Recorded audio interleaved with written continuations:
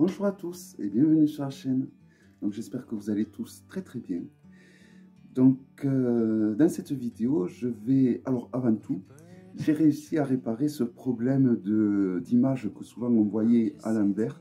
Donc maintenant, je vais vous présenter par exemple ce jeu. Vous allez pouvoir voir bien écrit à l'endroit Tarot de Marseille et pas le voir écrit à l'envers. Voilà. Donc cette vidéo est la suite donc des 3 vidéos que j'ai consacrées aux jeux de saison. Donc autant pour... c'est vrai que je n'avais pas pour habitude jusqu'à ce que je présente des jeux comme ça sur YouTube d'utiliser tel jeu pour telle saison, tout ça. Mais c'est vrai que là, quand on arrive à avoir une sacrée collection comme je possède, c'est intéressant au final parce que ça permet d'utiliser des jeux qu'on a des fois zappés. Et donc, je me prête de plus en plus souvent à ce jeu. Et je trouve d'ailleurs que c'est donc du coup de plus en plus intéressant. Mais pour cette dernière vidéo, je vais vous présenter des jeux. Alors, c'est des jeux qui me correspondent à moi, qui ne vous correspondra pas forcément à vous. Des jeux avec lesquels on peut travailler sur nos vies antérieures et avec lesquels on peut essayer d'avoir des messages d'êtres chers qui ont disparu. Alors pourquoi je vais parler de ce genre de jeu? Parce que il faut savoir que de ce qui se dit et de ce que j'ai pu constater, la Toussaint ou Halloween, c'est une période où le voile qui sépare le monde des vivants et le monde des morts est très fin. Et donc c'est une période qui s'apprête très bien à cet exercice, donc à essayer d'avoir par exemple des messages d'être chers ou même à travailler sur nos vies intérieures. Donc en fin de vidéo, je vous présenterai quelques cristaux et pierres également qui peuvent aider à cet exercice. Donc d'abord, je vais vous présenter les jeux que j'utilise pour avoir, on va dire, des nouvelles des êtres chers. Alors, et ça, c'est très récent, hein, depuis que je me prête à cet exercice. Alors, que ce soit les vies antérieures ou les êtres chers, il y a un tarot de Marseille. Et j'ai décidé de sélectionner donc le tarot de Rivesaltes, parce que c'est un tarot qui me plaît énormément. Alors, pourquoi le tarot de Marseille? Parce que ça reste quand même une base. Et pour ce genre de questions, vous voyez, il est vraiment très joli, c'est du velours à l'intérieur. Les vies antérieures, on va avoir des nouvelles d'êtres disparus. Le fait que le tarot de Marseille remonte les images, c'est des images assez anciennes, des fois ça peut être plus simple d'interpréter les messages et plus direct. J'aurais pu prendre le tarot de Béline, mais bon. Voilà, donc le tarot de Rivesaltes que je vais utiliser donc principalement pour les vies antérieures, celui-là. Donc celui-là je le trouve magnifique par rapport à, voilà, le fait que ce soit des grandes cartes. Hein, je ne sais pas si j'ai une carte qui traîne par là d'un jeu normal. Peut-être là, je vais vous en présenter un. Et vous allez voir que quand même il a des grandes cartes, des grands arcanes, je veux dire. Et les tarots de Marseille avec des grands arcanes, ça ne court pas les rues, vous voyez. Voilà, à côté du Terra Volatile Tarot. Donc bien sûr, elles ne sont pas non plus énormes. Hein. Bon, elles seraient trop grandes, ça ne serait pas top non plus. Hein. Voilà, donc le dos est super, magnifique. Et je trouve que c'est un tarot de Marseille qui est coloré, qui est... il est joyeux, je trouve. Et en plus, il a été fait à partir du tarot de païen, qui est de type 1, me semble-t-il, et qui sont des tarots, un style de tarot de Marseille. Il faut savoir qu'il y a le type 1 et le type 2.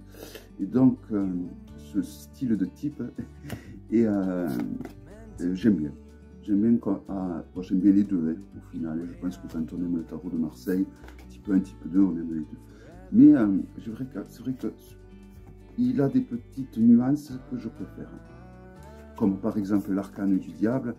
Dans ce type de tarot de Marseille, il a un visage au niveau du ventre, des yeux au niveau du genou. Voilà. Voilà les petites nuances. Donc c'est vraiment un joli tarot avec lequel vous pouvez apprendre le tarot de Marseille. Voilà, il est très très joli, je trouve. De très bonne qualité. Et il y a un code de couleur pour les arcanes mineurs.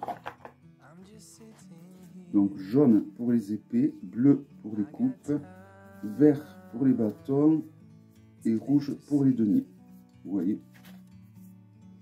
Voilà.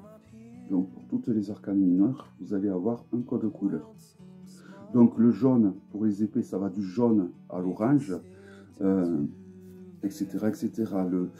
Pour le vert des bâtons, ça, on va démarrer à un vert clair. Par exemple, avec le 2 de bâton, vous voyez. Et quand on va avancer, on va, par exemple, avec le chevalier du bâton, avoir un vert un peu plus foncé qui encadrera l'arcane. Voilà. Donc, le tarot de Marseille, vraiment, moi, je recommande de l'utiliser quoi qu'il arrive parce que ça, on va dire que ça va être la base de tous les tirages pour moi. Enfin, après, c'est moi, c'est ma façon c'est mon approche que j'ai avec les tarots. C'est comme, bon, voilà, on a tous chacun nos petites astuces et bon, voilà quoi. Donc ensuite, donc le tarot de Marseille, autant pour les vies intérieures que pour avoir des messages, mais principalement pour les vies intérieures. Alors pour avoir des messages d'être cher, un jeu qui est très récent, qui est sorti l'an dernier. Alors j'en ai que 2 autres, hein. J'ai le tarot de Marseille et on va dire 3 autres jeux. Alors déjà, un que j'ai depuis pas longtemps qui est l'oracle de l'arbre de vie de Karine Branco et de Virginie qui est médium. Et c'est aux éditions Guy Très Daniel. Voilà, donc il arrive dans une boîte en dur. Alors vous allez voir, il y a des dessins tout simples, il y a beaucoup de cartes. Il y a 70 lames, donc ils appellent ça des lames, comme un tarot. Et vous allez voir, les dessins sont assez simples, je trouve d'ailleurs. Donc voici le dos qui permet pas de faire des tirages envers endroit. Et vous allez voir, en fait, sur le guidebook, vous avez une méthodologie, différentes méthodologies, donc pour parler, pour avoir des messages de nos êtres disparus, mais il n'y a pas grand-chose sur l'interprétation des arcanes au final.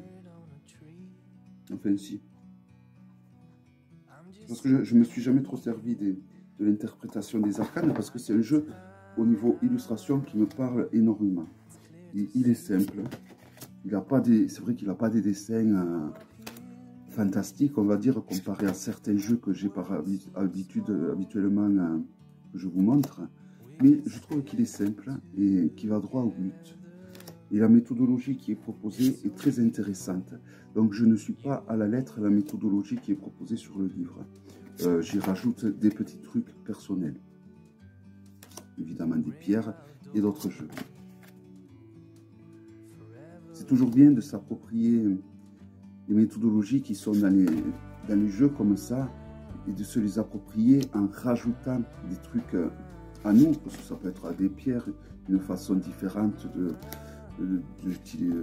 positionner les lames pour le tirage. Voilà, c'est bien d'ajouter, je trouve, de s'approprier, je trouve que c'est bien.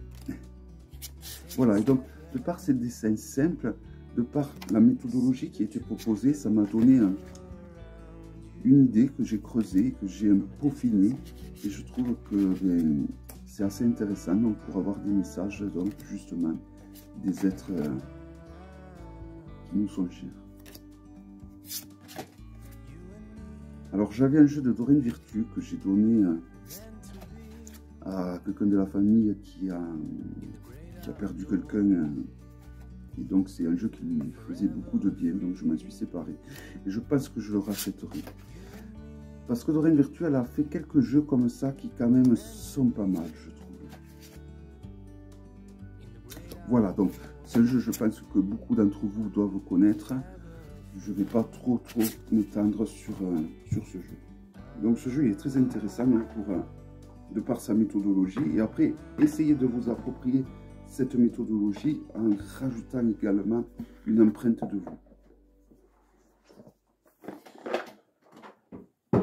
Ensuite, j'aime bien également celui-là, Les messages de ton âme de Charlotte Dane et les illustrations de notre chère Célia Mélesville.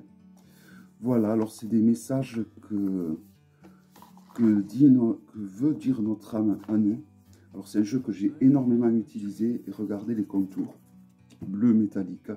Alors souvent je vilipende les contours métalliques et par exemple le Bonestone il a des contours rouges métalliques qui sont d'une qualité désastreuse et là celui-là par contre rien à redire hein, parce que celui-là je l'ai utilisé, vous voyez ils sont vraiment impeccables. Et donc les cartes sont d'excellente qualité, voici le dos. Et sur chaque carte, donc, vous allez avoir un message de votre âme. Parce que des fois, notre âme veut nous envoyer des messages, mais des fois, on n'est pas prêt à les entendre. Des fois, on ne veut pas les entendre.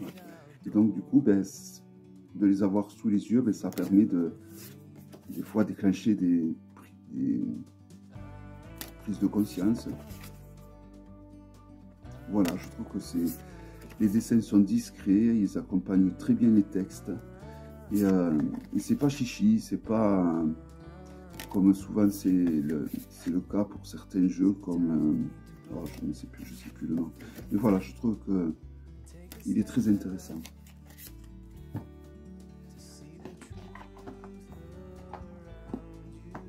Ensuite, un autre, le Twilight, première édition. J'ai la seconde édition également, mais c'est la première édition qui fait que j'ai des messages enfin, avec lequel j'ai de meilleurs résultats. Donc voilà, c'est un jeu voilà, qui a été créé, donc son créateur malheureusement a disparu. Et je crois que c'est sa sœur qui a décidé, pour le plus grand bonheur de nous tous, de rééditer des jeux. Voilà, alors c'est spécial. Les contours, ils sont, ça va, ils ont pas trop ramassé. Et ce jeu, voilà, depuis le début que je l'ai, il m'a toujours... donc voici le dos d'ailleurs. Il m'a toujours percuté, il m'a souvent... ouais, je me sens jamais seul quand j'utilise ce jeu. Au début, il me foutait les chocottes, il me faisait un peu peur même, parce que j'aime bien être, j'aime pas qu'on me dise ce que je dois faire, j'aime pas qu'on me... Et alors quand on sent qu'il y a quelqu'un qui essaye de nous dire des trucs dans la tête, tout ça, et puis voilà, je sentais qu'il y avait une présence de par ce jeu, et donc du coup pendant longtemps je l'ai occulté, j'ai évité de m'en servir. Et si ce n'est donc à cette période-là de Toussaint, où l'envie d'avoir des messages était plus grand que ma peur. Et donc du coup, et heureusement que j'ai continué, hein, parce que... De toute façon, avec toutes les pierres de protection qui m'entourent, je crois que... Voilà, mais c'est un jeu très mystérieux, je trouve, hein, qui va très bien déjà de par ses couleurs, hein, il a des couleurs de saison, mais voilà, il a un truc de mystérieux, il a un truc qui va très bien avec cette saison aussi. Alors on peut l'utiliser tout le long de l'année. C'est pour ça que j'ai acheté la seconde édition, pour l'utiliser tout le long de l'année, parce que celui-là je l'ai un peu sacralisé. Et celui-là, je l'utilise vraiment que en cette période.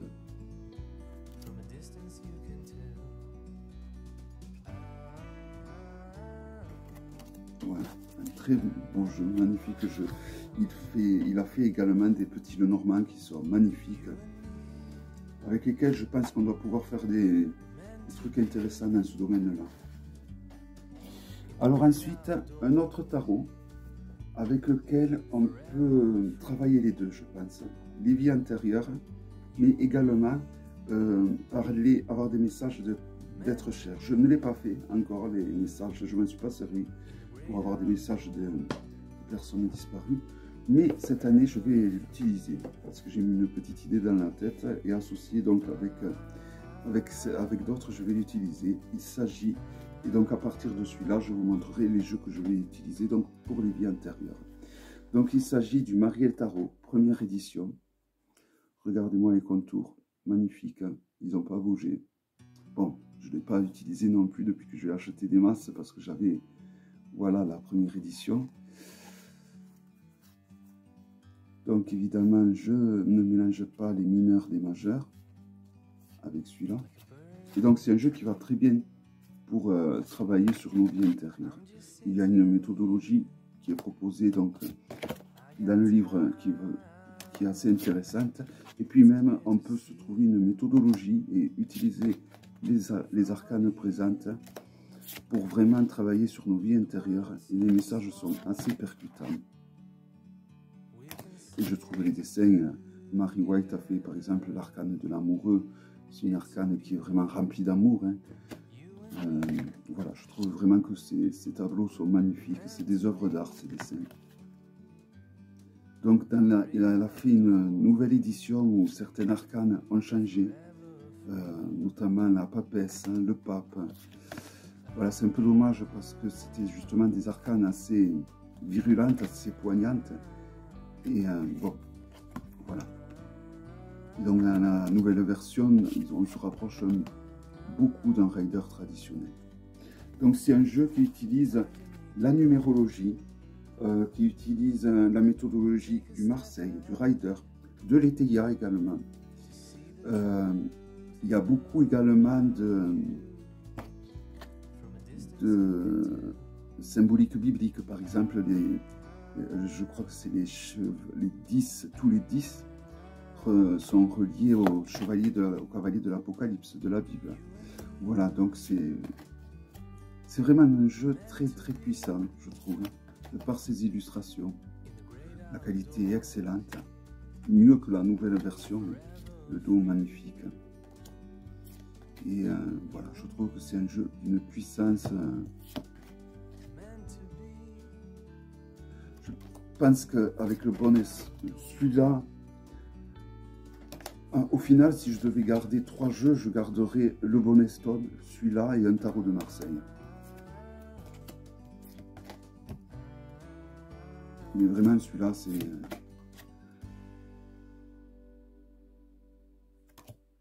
Je crois que c'est les cavaliers qui représentent donc les cavaliers de l'Apocalypse biblique. Et voilà, je trouve que les dessins sont percutants, les dessins sont obligés de faire naître des émotions à nous, que ce soit des émotions écœurantes, positives, négatives, mais en tout cas, c'est un jeu qui dégage et qui crée quelque chose de puissant à nous. Je retrouve cette sensation un peu dans l'oracle d'Algariel également. D'ailleurs, ils vont très bien ensemble pour travailler les vies intérieures. Voilà, vraiment un jeu magnifique. Je suis étonné qu'il n'a jamais été traduit en français, que jamais personne ne s'en soit... Aucune maison d'édition ne s'y soit trop intéressée encore. Car vraiment, c'est un jeu qui, je trouve, est d'une puissance...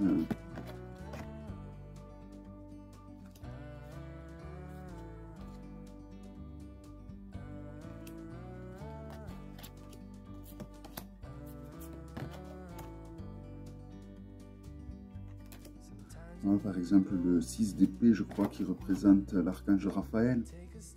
Voilà, vous avez beaucoup de correspondances bibliques, mais pas que.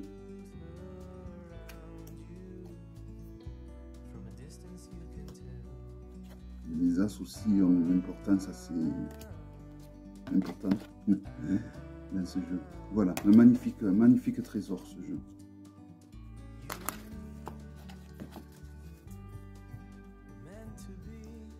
Et que je vais garder d'ailleurs à portée de main pour ces jours-ci.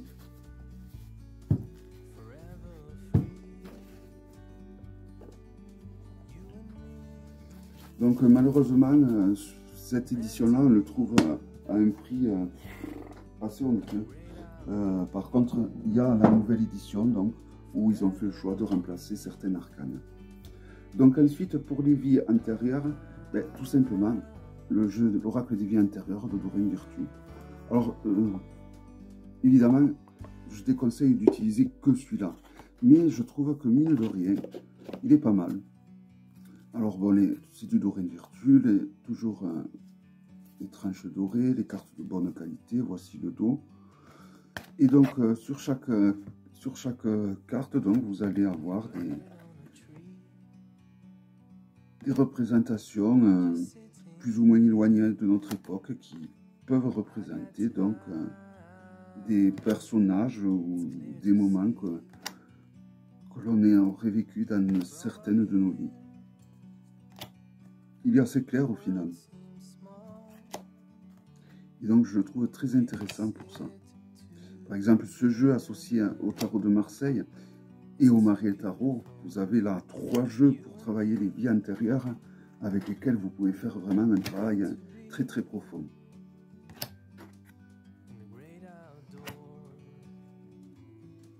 Voilà, il y a certains jeux de Doreen Virtue, je trouve, qui sont pas mal, qui ont été originales. Elle a été d'une...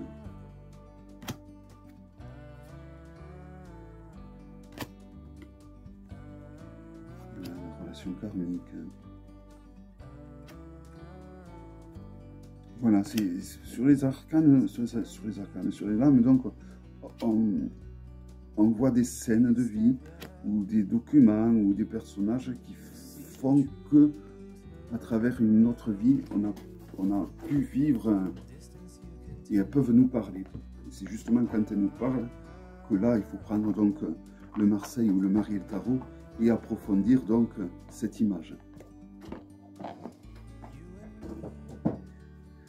Alors ensuite, je vous en ai parlé, je vous le présente vite fait, les cartes divinatoires d'Algariel, d'Acide Nathanaël. Donc ça a été son premier chouchou, son premier jeu qu'il a créé.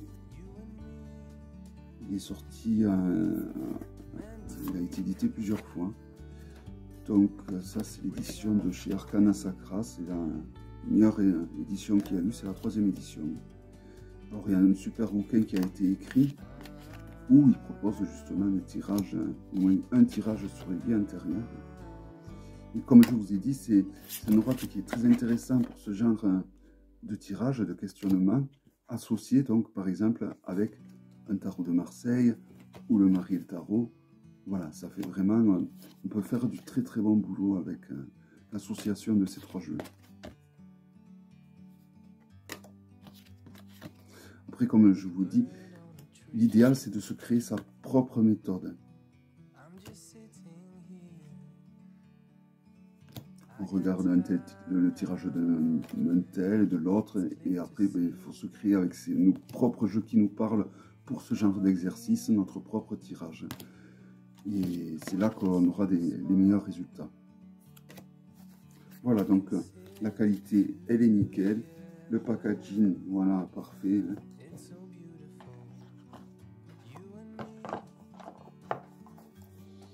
Et alors ensuite, ces deux qui viennent de chez Taroko Studio, qui sont des petits frères un peu, qui se ressemblent beaucoup, hein. C'est des tarots qui sont sur des œuvres d'art. Donc pareil, on va retrouver des illustrations ou des scènes parmi lesquelles on a pu très bien, elles vont nous parler. Certaines, on va avoir l'impression d'avoir vécu cette scène, d'y avoir été. C'est des scènes qui certaines vont nous parler plus que d'autres. Donc vraiment les cartes sont de... C'est une petite maison d'édition qui fait des cartes de... Là les arcanes sont de très bonne qualité. Voici le dos. Les deux permettent des tirages envers endroit. Et donc voilà, nous avons des illustrations d'œuvres d'art. Hein.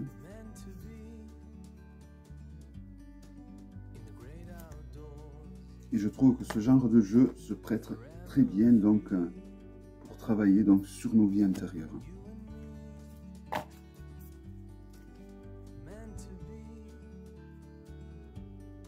Voilà, en général j'utilise le tarot de Marseille que je vous ai présenté, le Mariel Tarot, le jeu de Doreen Virtue, et après un de ces deux jeux.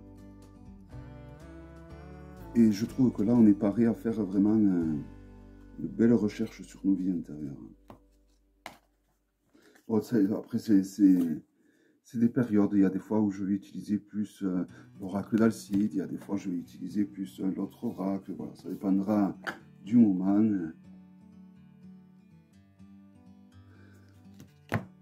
Voilà, donc j'ai les deux, évidemment, je les ai présentés.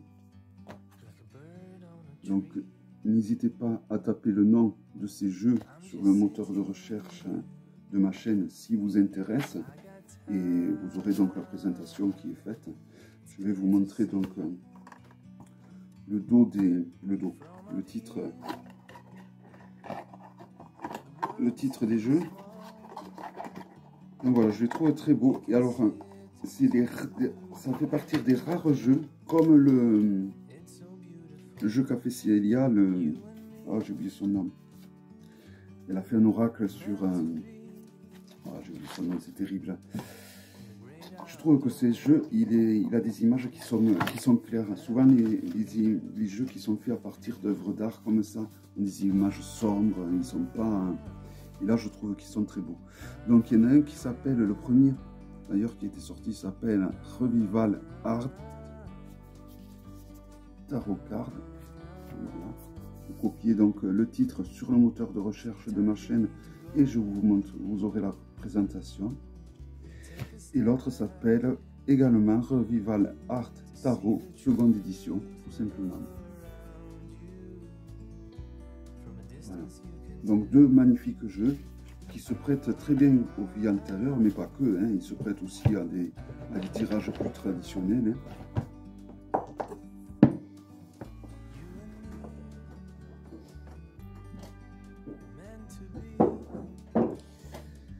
Ensuite, un que j'ai depuis très longtemps, que j'ai jamais utilisé pour les vies antérieures, mais cette année je me suis dit pourquoi pas. C'est un peu le même style que les deux que je viens de vous montrer. Alors il s'appelle, je crois, The Sacred Art Tarot.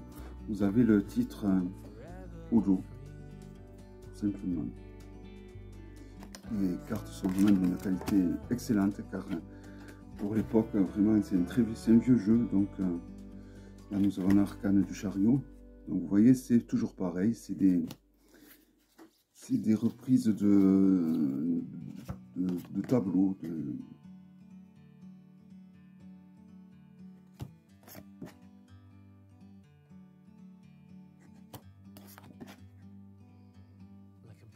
Et voilà, c'est vrai que jusqu'à présent, je ne l'utilisais pas du tout, surtout pour ce genre de questions. Puis bon, quand on en a, on ne peut pas tous les utiliser non plus. Et si on veut faire du bon boulot, il faut se cantonner à 2, 3, voire 4 jeux maxi et sans rester là. Mais voilà, c'est vrai que je me suis dit, ben, pourquoi pas celui-là. Au final, c'est aussi un peu le même genre que je viens de vous montrer. Et il peut être intéressant. Voici donc les arcanes mineurs qui ont été retouchés. Donc, l'avantage, c'est qu'on reconnaît bien de suite à quel arcane mineur il correspond, car ils ont intégré donc le nombre de coupes qu'il y a donc dans l'arcane. Pareil pour les bâtons, pour les deniers, vous allez avoir le nombre de deniers dessinés sur l'arcane exact. C'est vraiment pour ceux qui galèrent en anglais. Hein.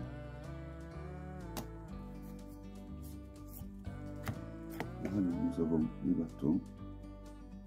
Très beau jeu, je trouve, qui est vraiment sorti à un bon petit moment déjà. Et donc, s'il vous plaît et que vous arrivez à le trouver à un prix raisonnable, ne tardez pas parce que c'est vraiment un jeu qui sera plus édité. Donc, il s'appelle Sacred Art Tarot. Voilà, n'hésitez pas à faire pause, vous avez les titres ici. Je crois qu'on le trouve encore à un prix décent, à un prix raisonnable. Je crois qu'il faut aller peut-être sur le site Esoteria. Il me semble que le propose. Et ensuite celui-là, le Terra Volatile Tarot que j'ai eu donc cette année. Honnêtement, je ne l'ai jamais utilisé pour ce genre de tirage, mais il me parle. Il me parle et donc du coup j'ai envie de l'utiliser. Alors j'attends de l'avoir complet, parce que là, je ne l'ai pas en complet. Ils vont sortir, je crois, une quarantaine d'arcanes en plus pour rajouter à ce jeu. Donc il faut savoir que ce jeu possède une 5e de famille d'arcanes mineurs. Par exemple, là, nous avons le 5 de vaisselle, le 4 de vaisselle, je veux dire, donc le 4 de navire, exactement, voilà. Donc ils ont rajouté les navires, hein, ou les vaisselles, comme ils disent dans les instructions. Vous allez sur le site de ces créateurs et vous avez vraiment tout qui est... Vous pouvez tout traduire, les cartes elles sont détaillées vraiment en long, en large. C'est un jeu magnifique. Et c'est un des rares jeux avec lequel vous pouvez construire votre propre tarot. Donc, il possède, je crois, pas loin de 110 arcanes. Donc déjà, il y a 14 arcanes mineurs supplémentaires. Là, par exemple, nous avons donc le 8 de vaisselle, le 8 de navire. Et justement, ces arcanes mineurs supplémentaires sont de une belle famille d'arcanes pour faire du travail sur soi, pour voir notre évolution spirituelle. Et donc du coup, j'ai l'impression qu'on peut faire un travail très intéressant sur les vies antérieures. Donc après, vous pouvez faire le choix d'utiliser toutes les arcanes comme moi, ou alors vous pouvez vous constituer votre propre tarot. Par exemple, il y a 2 arcanes pour le diable, je crois qu'il y a 3 arcanes pour la force. Donc vous prenez la force qui vous convient le mieux, qui vous trouvez qui représente le mieux l'arcane de la force. Pareil pour le diable, pareil pour l'impératrice. Donc vous créez votre propre tarot. Ou comme moi, vous utilisez la totalité des arcanes. Donc c'est un jeu autopublié qui vient du Portugal, donc ça veut dire pas de frais de port exorbitants, pas de taxes de douane non plus, pas de frais de TVA, car ça reste en Europe. Et voilà donc pour les jeux de tarot et d'oracle que j'utilise pour tout ça. Alors au niveau des pierres, j'ai envie de dire, c'est surtout avec des cristals de roche qu'on va travailler. Enfin, que moi, du moins, je vais travailler. Alors, j'ai celui-là. Pourquoi celui-là? Parce qu'il possède 8 faces. Un cristal de roche, alors quand je dis des faces, c'est ça. 1, 2, 3, 4, 5, 6, 7 et 8. Voilà. Un cristal de roche, en général, en a 6. Rarement 7 et encore plus rarement 8. Donc, on peut faire un tas de choses si on le place sous notre oreiller. Donc, c'est pour ça que si vous arrivez à trouver des cristals de roche qui ont 8 faces, même 7 faces, c'est très bien. Ils sont excellents, je pense, pour... Déjà, ils sont excellents associés avec une pierre de lune noire pour faire des rêves lucides, ou pour se souvenir de nos rêves, ou pour travailler sur nos rêves. Et donc, du coup, qui dit travailler sur nos rêves, qui dit rêve lucide, dit les vies antérieures. On se rapproche un peu de nos vies intérieures, tout ça. Je pense qu'on peut creuser quelque chose à ce niveau-là. Après, c'est un domaine dans lequel je suis en train de travailler, où je ne suis pas encore arrivé à maturité de ce que je voulais arriver. Donc, je ne peux pas trop bien, à part si commencer à vous parler du début et des bons résultats que j'ai. Voilà, donc, alors ça, souvent les vendeurs les vendent, ils ne savent pas qu'ils ont 7 faces ou 8 faces. Donc c'est à vous à les prendre, à les compter et à voir combien de faces ils ont. Les quartz les plus purs et les plus intéressants pour travailler sur ce genre de choses, alors travailler sur les vies antérieures avec les cristals de roche, vous allez me dire comment faire. Moi je pense que le mieux c'est de les mettre sous les oreillers. Et voilà, ça va travailler pendant notre sommeil. Et au réveil, vous écrivez sur un papier le rêve que vous avez fait. Et après, vous analysez tout ça avec votre tarot. Là, j'en ai 3. C'est des quartz du Tibet. C'est des quartz très purs, qui sont bruts en général, qui sont assez chers. Hein. Ils se vendent, je crois, 10 € le gramme. Donc, sont assez chers. Mais de par leur pureté, ils sont très... ils permettent vraiment de travailler avec notre troisième œil, avec le coronal. Et donc du coup, il est très intéressant pour ça. Pierre de lune noire, excellente pour travailler sur les rêves. Bon après, c'est sur moi, ça a cet effet. Après, on est tous différents et là, et les pierres vont avoir des effets différents sur chacun. Il faut être aussi très patient. Par exemple, les plantes, ça met plus longtemps qu'un médicament normal. La lithothérapie, c'est pareil, c'est un minéral. Donc le minéral, c'est très très long, encore plus long que les plantes. Après, toujours pareil, ça dépend aussi du travail qu'on fait sur soi. On va être plus ou moins réceptif. Après, une améthyste, avoir toujours une améthyste. Pourquoi une améthyste? Parce que les améthystes éloignent les énergies noires du bas astral, éloignent les cauchemars. Parce que lorsqu'on veut travailler sur les rêves ou sur les vies intérieures, on n'a pas besoin de se prendre la tête avec des cauchemars ou des terreurs nocturnes. Donc l'améthyste fait très bien son job pour ça. Elle éloigne tout ce qui vient du bas astral, tous les cauchemars, tout ce qui est négatif. Elle le renvoie ailleurs. Et alors vous pouvez trouver aussi des améthystes qui sont un peu habités, j'ai envie de dire. Là, j'ai une améthyste quartz fumée fantôme. Alors, je ne sais pas si vous allez voir. Là, par exemple, il y a, on dirait, comme des petits visages avec le temps qui se sont dessinés à l'intérieur. Je ne sais pas si vous allez bien les voir. Ça dépendra de comment j'arrive à les montrer également. Vous voyez, à ce niveau-là. Ça fait comme un petit visage.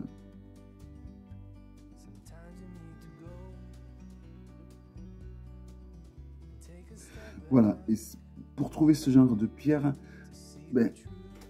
et donc de par ce fait, c'est une pierre qui va nous relier avec une entité gardienne, une entité lumineuse, notre ange gardien par exemple. Ce genre de pierre, donc les cristaux à 7 faces ou à 8 faces, c'est un travail de longue haleine. Il faut faire plein de magasins, avoir accès aux cristaux, les toucher, compter le nombre de faces. Voilà. Et voilà, je crois que j'ai fait le tour, que j'ai dit tout. Donc j'espère que cette série de 3 vidéos vous aura plu. Et donc moi je vous dis à très bientôt pour une prochaine vidéo. Passez une très belle journée ou une douce nuit pour ceux qui vont au lit. Et à très bientôt. Bye bye.